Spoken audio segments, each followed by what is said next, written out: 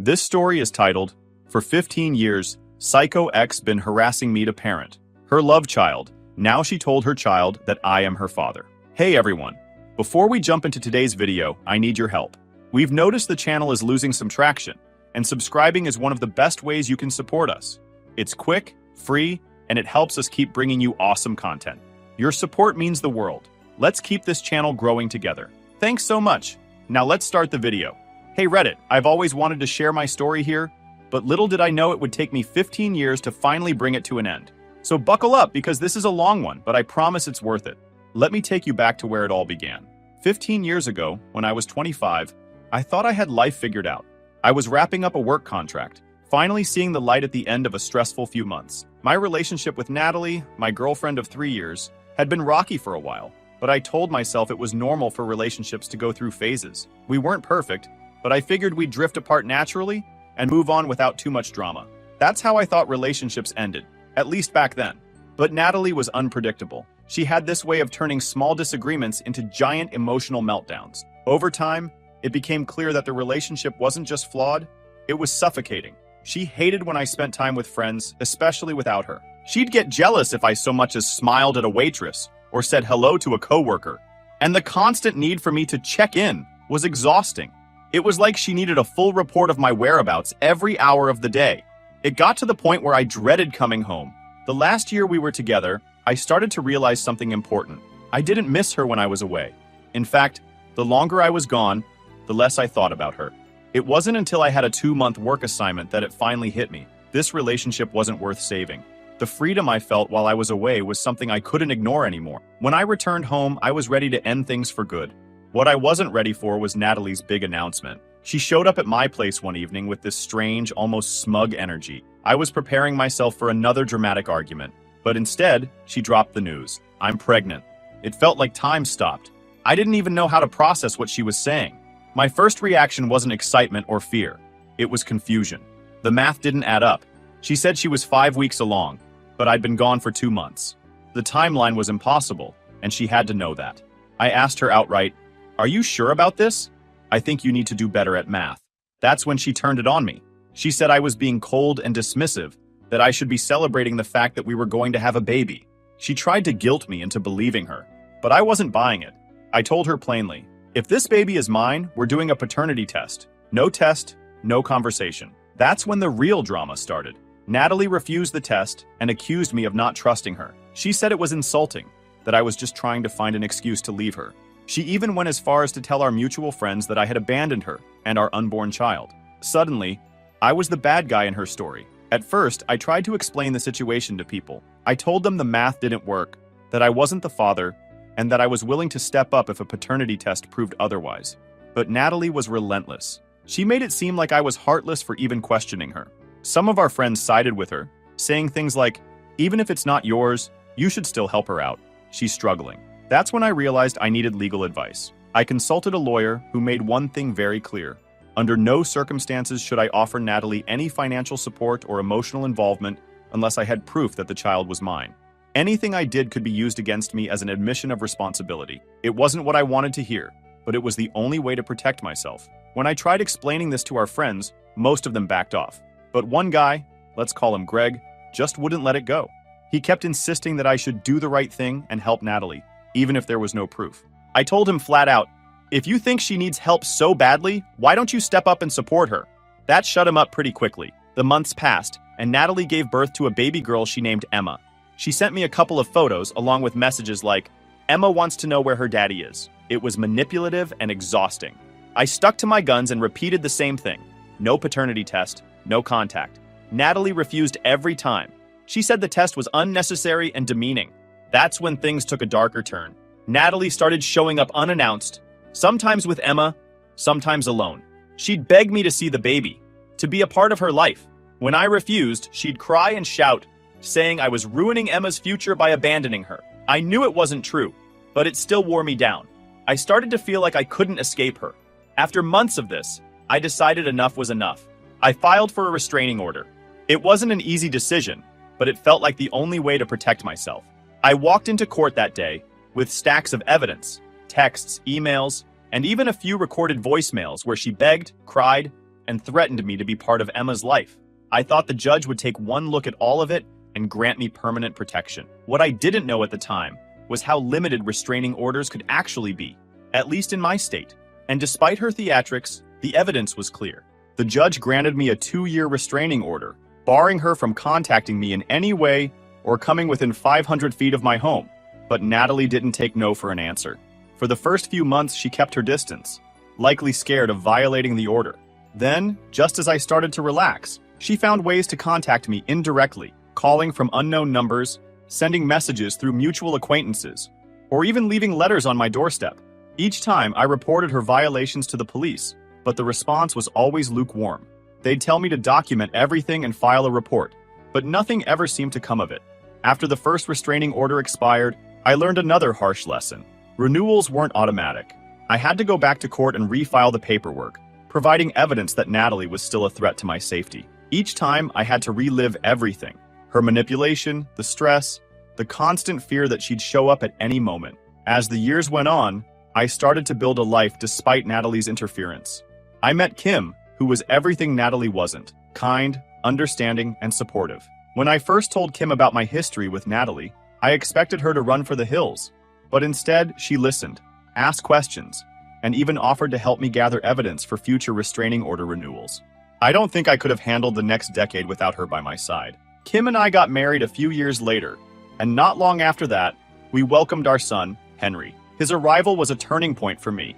For so long, my life had been dominated by Natalie's drama, but holding Henry in my arms for the first time reminded me of what truly mattered. I wanted to protect him from the chaos that had followed me for so long. Little did I know, Natalie would find a way to drag him into it too. The first time Natalie tried to involve Henry was when he was about 3 years old. She showed up outside our house with Emma, holding a stuffed animal she claimed was a gift from his sister. I was furious. I called the police immediately, and thankfully, they arrived before things could escalate. Kim and I had to explain to Henry why a stranger had come to the house, and it broke my heart to see the confusion on his little face. After that incident, I doubled down on my efforts to keep Natalie away. I installed security cameras, changed my phone number, and even moved to a new address at one point. But no matter what I did, she always found a way to worm her way back into my life. It was like she thrived on the chaos. Over the years, Emma grew older, and so did Natalie's tactics. She started using Emma as a tool to guilt me into contact. I'd get messages saying things like, "Emma wants to meet her dad before she turns 10. Don't you think she deserves that?" Or, "She asks about you every day. Do you really want her to grow up thinking you don't care?" It was always the same script, and it always ended with me replying, "Paternity test first." Natalie never agreed. She'd call the request insulting and accuse me of trying to humiliate her. I think deep down, she knew the truth. She knew Emma wasn't mine, and a test would shatter the narrative she'd built for herself. But instead of facing reality, she started dragging Emma deeper into her delusions. By the time Henry was 9, I thought I'd seen everything Natalie was capable of. I thought her harassment had hit its peak. But then came the zoo incident, a moment that made it painfully clear how far she was willing to go. By the time the zoo incident happened, life had settled into a rhythm. Kim and I had our hands full raising Henry, who was turning into a curious, bright 9-year-old. He loved school, animals, and anything related to dinosaurs, so when his class announced a field trip to the local zoo, he was over the moon. We signed the permission slip without a second thought. It was just another normal milestone in Henry's childhood. The idea that Natalie might somehow involve herself in it didn't even cross my mind. After all, Henry and Emma attended completely different schools, and I'd never disclosed any information about his school to Natalie. At least, that's what I thought. The day of the field trip, Kim and I went about our usual routine. I was at work when my phone buzzed with an unknown number. I almost ignored it, but something made me pick up. On the other end was Henry's school principal, and their tone was calm but serious. Too calm, like they were trying not to alarm me. "There's been a situation at the zoo involving Henry. He's safe, but we need to discuss what happened," they said. My heart dropped. The principal assured me that Henry was okay, but the word situation rattled around in my brain like an echo. What could have happened on a school trip that warranted a call from the principal? I left work immediately, my thoughts racing. Was it an accident? Did he get lost? Did another kid hurt him? None of the possibilities I imagined came close to the reality I was about to face. When I arrived at the school, the principal led me into her office. Henry was there, sitting on a small chair, looking more confused than scared. A teacher from his class sat next to him, and the principal gestured for me to take a seat. Before I could ask what happened, the teacher spoke. During the trip, a teenage girl approached Henry and introduced herself as his sister. She said her name was Emma. It felt like the room tilted. I had to grip the armrest of my chair to steady myself. My first thought was, how the hell did Natalie pull this off? My second thought was pure anger. She wasn't just harassing me anymore. She was dragging my son into her delusions. The teacher continued. Apparently, Emma had walked up to Henry while his group was at the zoo's giraffe exhibit. She told him she was his sister and started asking him questions about our family. Henry thankfully knew better than to engage. Kim and I had taught him about stranger danger from an early age. He ran straight to the teacher, who immediately intervened and escorted Emma away. The principal chimed in, explaining that Emma had been accompanied by an adult woman who claimed to be her aunt. The woman said they just happened to be at the zoo, and that Emma wanted to say hello to her brother. The staff didn't buy it, especially after Henry made it clear he didn't know who Emma was. Security was called, but by the time they arrived, Emma and the woman had already left. The principal looked at me with concern. Do you have any idea how they might have known Henry would be here? That was the million-dollar question. My mind raced as I tried to piece it together. How could Natalie have found out about Henry's field trip? The only explanation that made sense was that she'd somehow befriended another parent from Henry's school. Maybe she'd posed as someone interested in joining the PTA, or casually struck up a conversation at drop-off. However she did it, she'd gained access to information she had no right to know. When we got home, I had to have a difficult conversation with Henry. I didn't want to scare him, but I also needed to explain what had happened in a way he could understand. Kim and I sat him down on the couch, and I started with, "You remember the girl at the zoo who said she was your sister?" He nodded, his small hands clutching a pillow. She said her name was Emma. She seemed nice, but it felt weird, so I ran to Mrs. Bailey. I told him he'd done exactly the right thing. Then I explained, as gently as I could, that Emma wasn't his sister. I told him there were some people who might say things that weren't true, and that it wasn't his fault if they did. Kim chimed in, reassuring him that we'd always protect him, no matter what. He seemed to take it well, but for the rest of the evening, I sat down with Kim and tried to process what had just happened. The next morning, I called my lawyer. I'd already been through this cycle with Natalie so many times that I knew the steps by heart. Document the incident, file a report, and start the process for another legal action. This time felt different. Natalie hadn't just harassed me, she'd targeted my son. That crossed a line I couldn't ignore. My lawyer agreed. He suggested we include the zoo incident in the restraining order application and push for stricter terms. He also brought up an idea I hadn't considered before, involving CPS. Natalie's behavior wasn't just harmful to me, it was potentially harmful to Emma as well. Using her own daughter to stalk and manipulate me was evidence of emotional abuse. It was time to take action, not just to protect my family, but to protect Emma from her mother's toxicity. The idea of involving CPS made sense. Natalie's actions had escalated to the point where someone could have gotten hurt. If we didn't intervene, who knew what she'd try next? We also discussed the possibility of appointing a guardian ad litem for Emma. A guardian ad litem is a neutral third party assigned by the court to represent a child's best interest in legal proceedings. If the court approved our request, the guardian could advocate for Emma in ways that neither Natalie nor I could. Most importantly, the guardian could request a DNA test on Emma's behalf, bypassing Natalie's refusal. The DNA test was the key to everything. It was the proof I needed to shut down Natalie's narrative for good and to ensure that Henry and I would never have to deal with her manipulative tactics again. The next few weeks were a whirlwind of paperwork, meetings, and waiting. My lawyer helped me file a detailed police report, outlining not just the zoo incident, but the entire history of Natalie's harassment. The sheer amount of evidence was overwhelming. It was one thing to live through the harassment in real time. It was another to see it laid out on paper, spanning more than a decade. Once the reports were filed, the waiting game began. CPS launched an investigation into Natalie's home life, which included interviews with Emma, her teachers, and Natalie herself. I had no idea what the outcome would be, but the fact that they were taking the situation seriously was a small comfort. A few weeks later, we had the preliminary hearing for the new restraining order. Natalie was already there when we arrived, sitting at the defendant's table with a smug look on her face. She didn't seem the least bit worried, which only fueled my anger. After everything she'd done, she still thought she was untouchable. She is a real psycho. The restraining order was granted, just like all the times before, and I felt that familiar wave of temporary relief.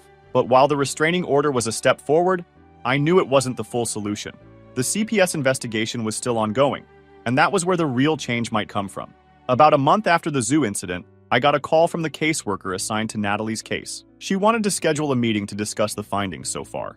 I wasn't sure what to expect, but I knew that whatever she had to say would be important. During the meeting, the caseworker explained that their investigation had raised several red flags about Natalie's parenting. Emma's teachers had reported that she seemed withdrawn and anxious, often talking about finding her dad, or asking why he didn't want to see her. The caseworker said this kind of behavior was a clear sign of emotional distress, likely caused by Natalie's manipulation. One detail that stood out to me was how much Emma believed Natalie's lies. According to the caseworker, Emma genuinely thought I was her father, and that I had abandoned her. It broke my heart to hear that. Even though I knew I wasn't her dad, I couldn't help but feel a pang of guilt for the confusion and pain Natalie had caused her. The caseworker also mentioned that CPS was considering recommending a guardian ad litem for Emma. If approved, the guardian would have the authority to request the DNA test that Natalie had been avoiding for years. As the CPS investigation progressed, the guardian ad litem request was approved a few weeks later. When I got the news, I could hardly believe it. The guardian would be responsible for making decisions in Emma's best interest, including whether or not to pursue a paternity test. The hearing to appoint the guardian was scheduled for the following month, and my lawyer assured me that we had a strong case. The day of the DNA test finally arrived. It felt surreal, like the culmination of over a decade of chaos and unresolved tension.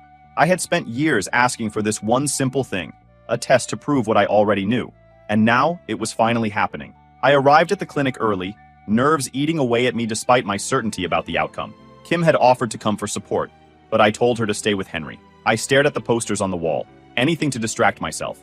But no matter what I did, my thoughts kept circling back to one question. How would Emma handle the truth? Natalie showed up late, dragging Emma behind her. Emma looked timid, clutching a backpack as if it were some kind of shield. It struck me that, in her own way, Emma was as much a victim of Natalie as I was.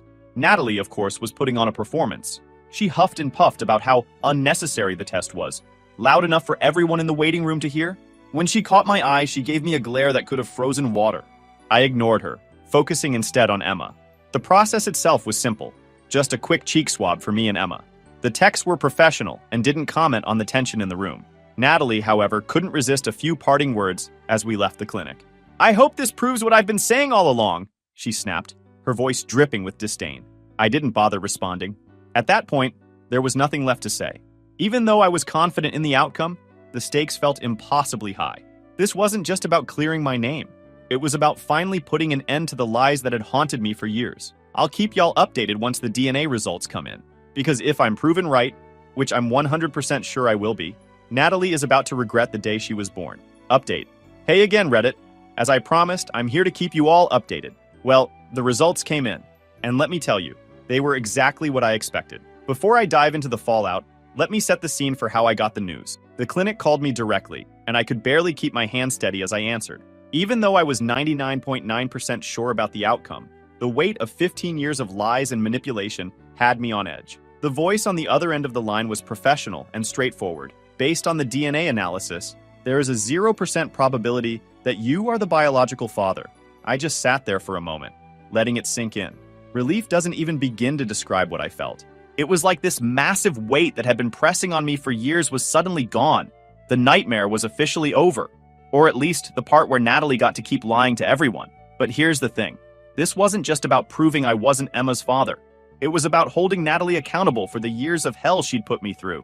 And as satisfying as it was to hear those words, I knew the real work was just beginning. The court-appointed guardian ad litem arranged a meeting to share the results with Natalie and Emma. CPS wanted a representative there as well, given the impact the truth might have on Emma. I didn't want to be there, but the guardian insisted that my presence was necessary for Emma's understanding of the situation. Kim offered to come with me, but I declined again. I knew this was going to be messy, and I didn't want her to see it. The guardian began by explaining the purpose of the meeting, speaking directly to Emma. She explained that the DNA test had been completed, and that the results would clarify a lot of the confusion Emma might have been feeling. Then she read the results aloud, telling her, based on the DNA analysis, there is a 0% probability that I'm the biological father of Emma. For a moment, Emma just stared at the paper, her expression blank. Then she turned to Natalie and said, something vague like, "Why did you lie to me?" her voice trembling. Natalie didn't have an answer. She started crying instead, mumbling something about how she'd thought it was true.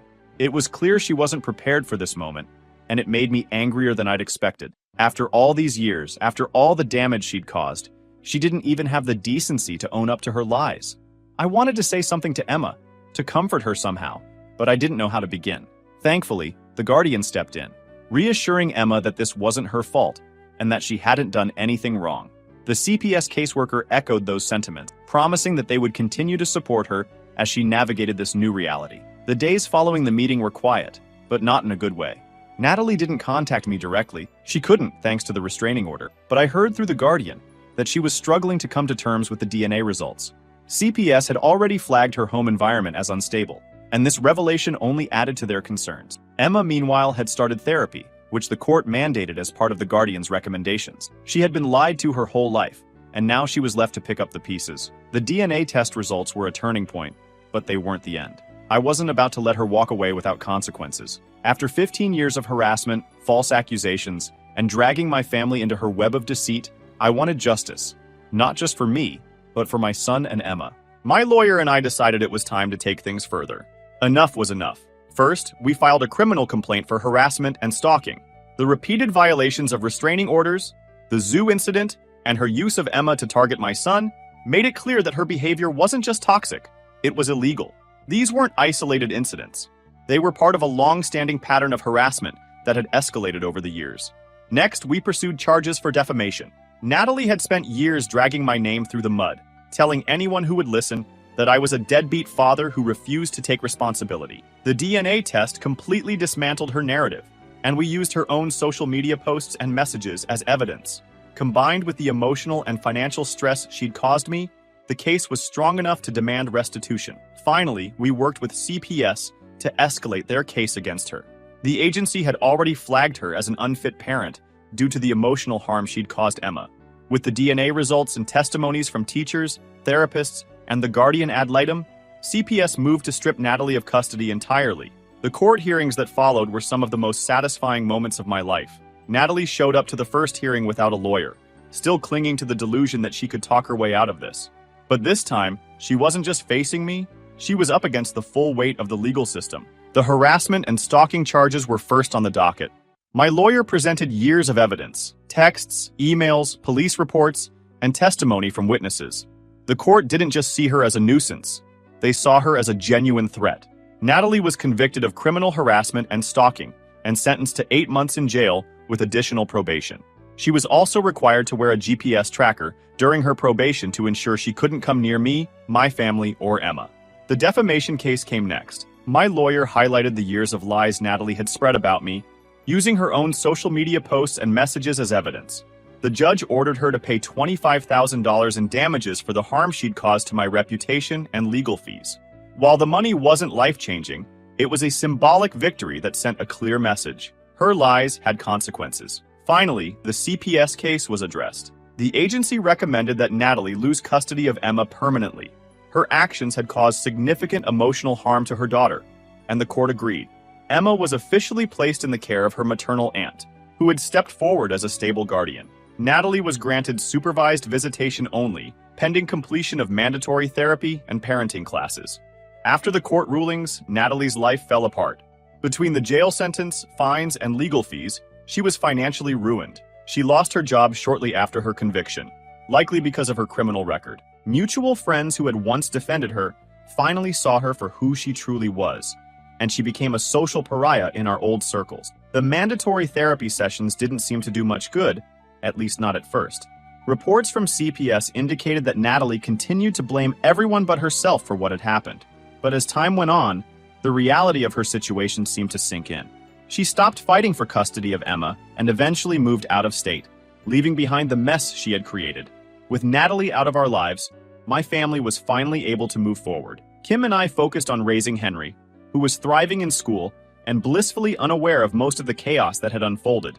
We moved to a new neighborhood, giving ourselves a fresh start and putting physical distance between us and Natalie's toxic legacy. As for Emma, she seemed to be doing well under her aunt's care.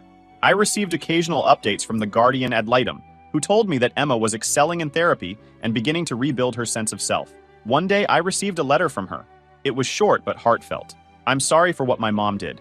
I didn't know the truth, but I'm glad I do now. I hope you and your family are happy. Thank you for telling me the truth. Emma." Reading those words brought a mix of emotion. I felt sadness for everything Emma had been through, but also relief that she was finally free from her mother's lies. Kim and I decided not to respond right away, wanting to give her the space she needed to heal. But knowing she was on a better path was more than enough for me. Looking back, it's hard to believe how much of my life Natalie consumed. For 15 years, her lies and manipulation overshadowed everything. But in the end, the truth won out. She lost her freedom, her credibility, and her ability to control those around her. For me, the most satisfying part wasn't just seeing her face the consequences. It was reclaiming my peace and knowing my family was safe. To anyone reading this who's dealing with someone toxic in their life, let me say this: keep fighting. The truth has a way of coming out, and when it does, it's worth every struggle along the way. Natalie thought she could get away with it forever, but in the end, her lies destroyed her. Justice was served, and I can finally say, this nightmare is over. Before I wrap this up, I just want to say thank you to everyone who stuck around and followed this chaotic journey. I know I should have taken stronger action against Natalie years ago, and looking back, there were moments I wish I'd done things differently.